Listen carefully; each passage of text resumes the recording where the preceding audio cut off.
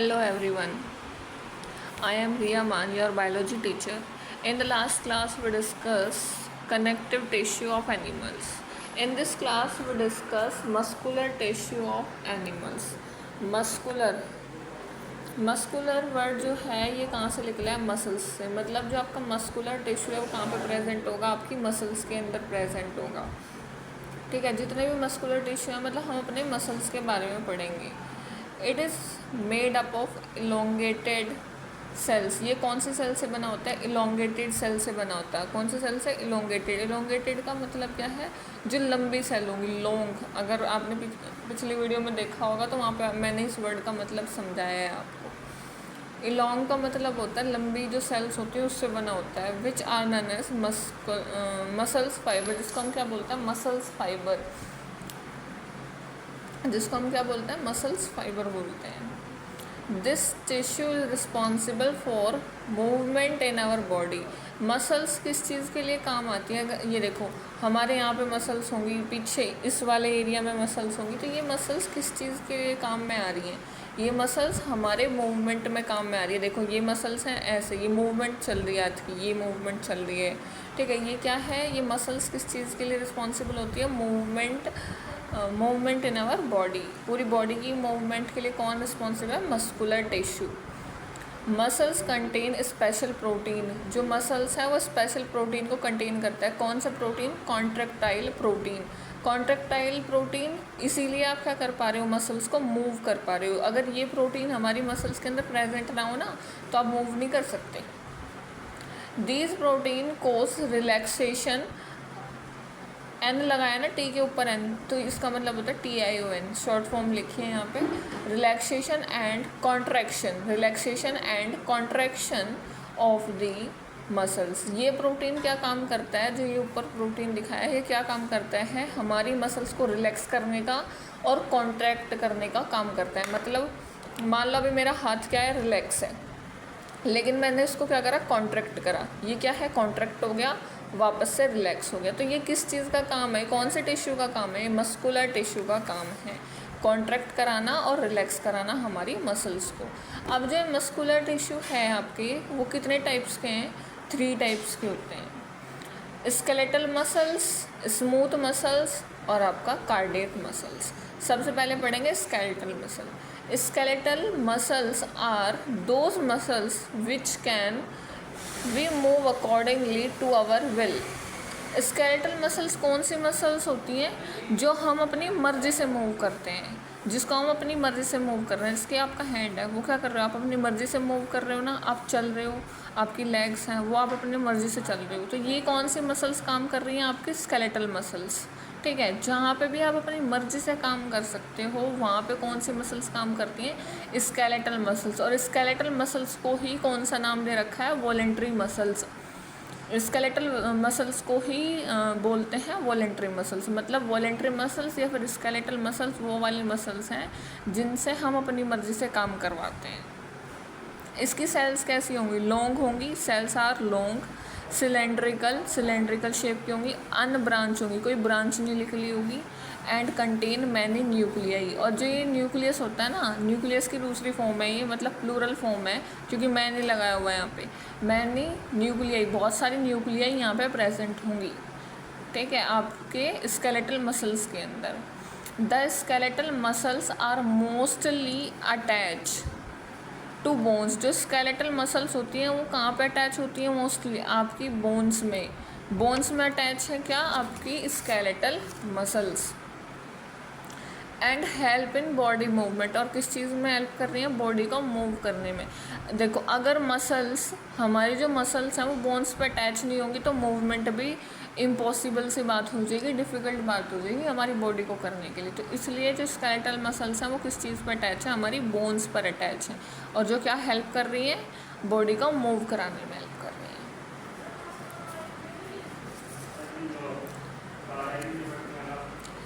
These muscles so dark and light bands. अब जो muscles मैंने स्केलेटल मसल्स पढ़ाई है ना, इसके पास क्या है? डार्क और लाइट बैंड प्रेजेंट होता है। मतलब ये बैंड है यहाँ पे, मान लो ये बैंड है, ये बहुत ज़्यादा डार्क कलर का होगा, लेकिन इसके साइड में जो बैंड होगा वो थोड़ा लाइट कलर का होगा, इस तरह से। तो दो कलर के बैंड ये शो करती है जब हम इसको किसके अंदर देखते हैं, माइक्रोस्कोप के अंदर देखते हैं। When we observe in the microscope, जब हम इसको माइक्रोस्कोप के अंदर देखते हैं तो दो बैंड दिखते हैं, एक डार्क कलर का और एक लाइट कलर का। Therefore they are called striated, इसलिए इसको क्या बोला जाता है, स्ट्रेटेड बोला जाता है, क्योंकि हमने यहाँ पे दो बैंड ऑब्जर्व करे हैं माइक्रोस्कोप के अंदर। अब दूसरी मसल्स है आपकी स्मूथ मसल। स्मूथ मसल इसकी अपोजिट होगी, क्या होगा, smooth muscles are those muscles which can not move according our will, जो हम अपनी मर्जी से मूव नहीं कर सकते, वो क्या है आपकी स्मूथ मसल्स हैं, ठीक है। और इसी को क्या बोलेंगे, आर कॉल्ड इनवॉलेंट्री मसल्स, मतलब स्मूथ मसल्स का दूसरा नाम है इनवॉलेंट्री मसल्स, ठीक है। अब बताओ, आप हार्ट है, हार्ट क्या काम करता है, आपका पंपिंग का काम करता है, तो हार्ट किसके अंदर आ जाएगा, इनवॉलेंट्री मसल्स के। आप उसको रोक तो नहीं सकते अपनी मर्जी से, ना अपनी मर्जी से चला सकते, अपने आप काम कर रहा है, इसलिए क्या है, स्मूथ मसल्स। लेकिन हमारा हार्ट एक स्पेशलाइज्ड मसल के अंदर रखा जाता है, अभी बताऊंगी, आगे आएगा। आपका रेस्पिरेटरी सिस्टम है, आप सांस ले रहे हो, सांस छोड़ रहे हो, क्या ये आप अपनी मर्जी से कर रहे हो, आप कितने, अगर आप ये बोलोगे मैडम हम तो रोक सकते हैं, तो कितनी देर रोक लोगे भाई, है ना। तो जो ये काम है वो कौन सी मसल्स के हैं, इनवॉलेंट्री मसल्स के हैं। दीज सेल्स आर लॉन्ग, ये सेल्स कैसी होंगी, लॉन्ग होंगी, with pointed and. Pointed and का मतलब है यहाँ पे पॉइंट बन रहा होगा, मान लो ये एंड है किसी सेल का, तो यहाँ पे पॉइंट बन के ख़त्म होंगी ये। And contain a single nucleus, और ये सेल है, इसके पास कितना न्यूक्लियस प्रेजेंट होगा, सिर्फ एक सिंगल न्यूक्लियस प्रेजेंट होगा। ये आपके स्मूथ मसल हो गई। अब थर्ड मसल कौन सी है, कार्डियक मसल्स। कार्डियक, आपने हार्ट सुना है, सबने सुना होगा हार्ट, तो मैडम ये तो सबने सुना है हार्ट। बेटा जो हार्ट है वो हमारे स्पेशल मसल से बना होता है, कार्डियक मसल से। कौन से मसल से, कार्डियक मसल से। अब देखो हार्ट क्या है, ये कैसे सेल से बना होता है, सेल्स आर सिलेंड्रिकल, जो सेल्स होंगी उसकी सिलेंड्रिकल होंगी, ब्रांच्ड होंगी, ठीक है। एंड यूनिन्यूक्लिएटेड, यूनिन्यूक्लिएटेड मतलब इसके पास एक ही न्यूक्लियस प्रेजेंट होगा, यूनि का मतलब सिंगल और न्यूक्लिएटेड का मतलब न्यूक्लिया, ये फिर न्यूक्लियस, इसके पास एक ही न्यूक्लियस प्रेजेंट होता है, इसलिए हम इसको बोलते हैं यूनिन्यूक्लिएटेड, ठीक है। अब देखो, control the rhythmic contraction and relaxation of the heart, हमारा जो हार्ट है वो पंप करता है ब्लड को। अगर आप अपनी चेस्ट पे हाथ लगा के देखोगे तो आपको महसूस होगा कि यहाँ पे धक धक धक धक धक धक हो रही है। तो जो ये धक धक का मतलब है ना, यहाँ पे वो क्या हो रहा है, यहाँ पे कॉन्ट्रैक्शन और रिलैक्सेशन हो रही है हमारे हार्ट की, क्योंकि हमारा हार्ट क्या कर रहा है, पंप कर रहा है किसको, हमारे ब्लड को, पूरे बॉडी में क्या पहुँचा रहा है, ब्लड पहुँचा रहा है। तो इसलिए इसी को क्या बोल रहे हैं, rhythmic contraction and relaxation of the heart. और हमारा हार्ट बना किस चीज़ का है, कार्डियक मसल्स का।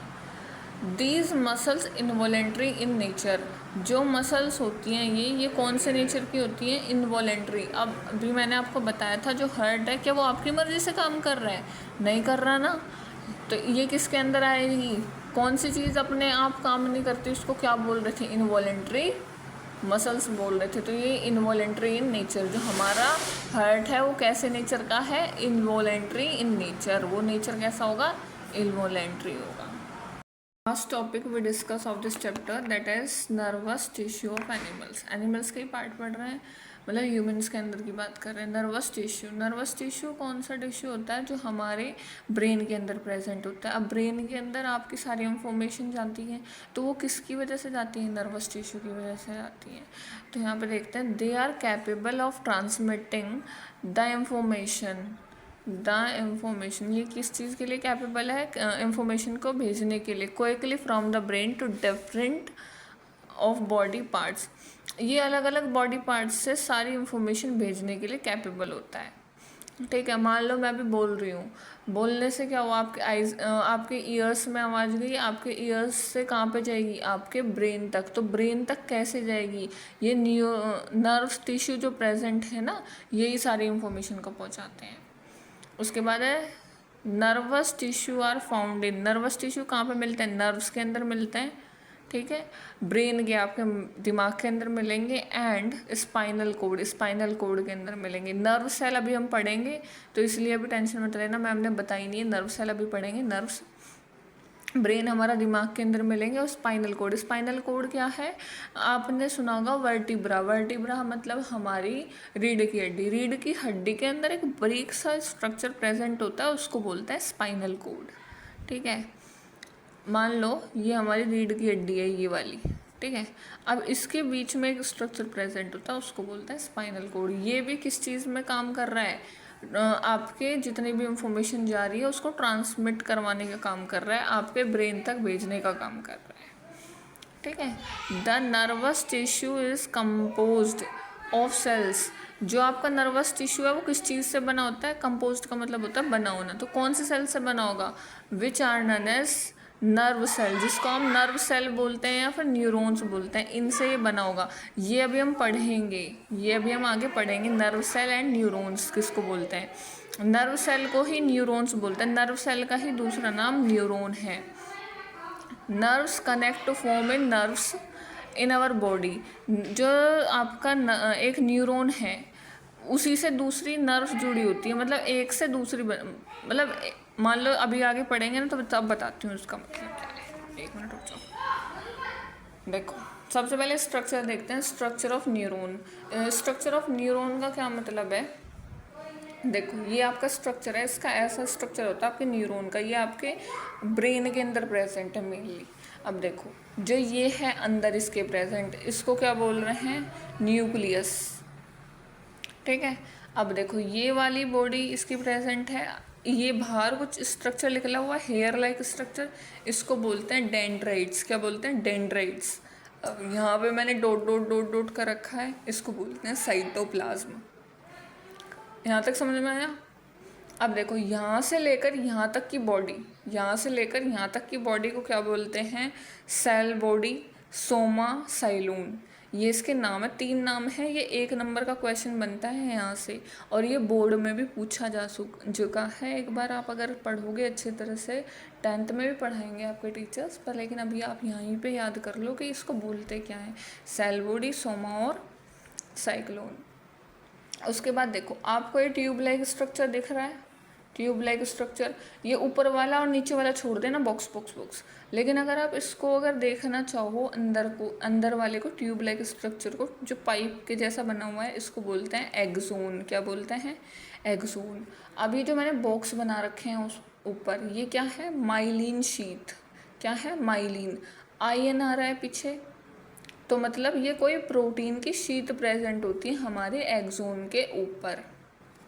अब देखो ये माइलिन शीट है, ये भी माइलिन शीट है, ये भी माइलिन शीट है, लेकिन इन दोनों के बीच में गैप बना हुआ है। गैप को क्या बोलते हैं, नोड ऑफ रेनवियर। इस गैप को बोलते हैं node of Ranvier.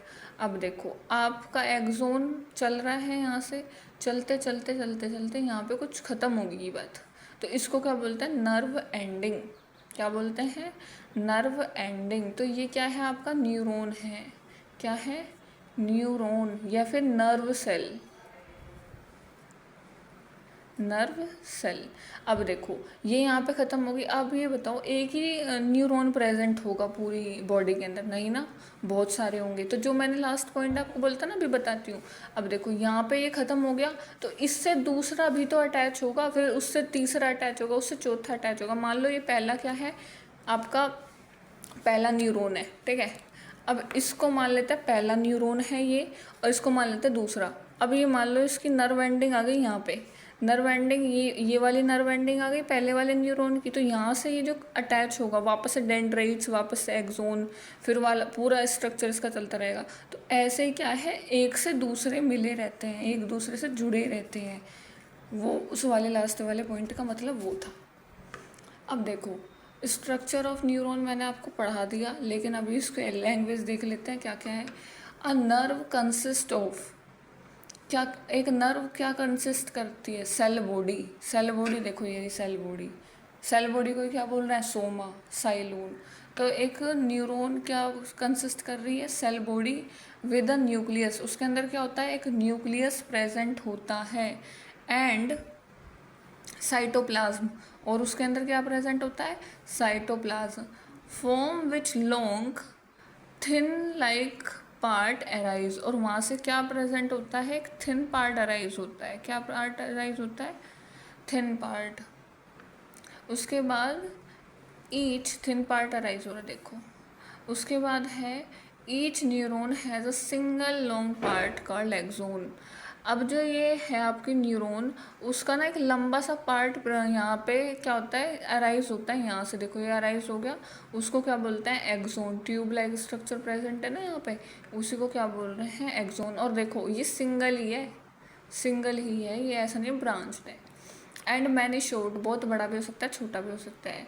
Branch part known as dendrites, जो ब्रांच पार्ट है उसको क्या बोल रहे हैं, डेंड्राइट्स। देखो यहाँ पे ब्रांच लिख ली हुई है, ब्रांच, इसको क्या बोलते हैं, डेंड्राइट्स।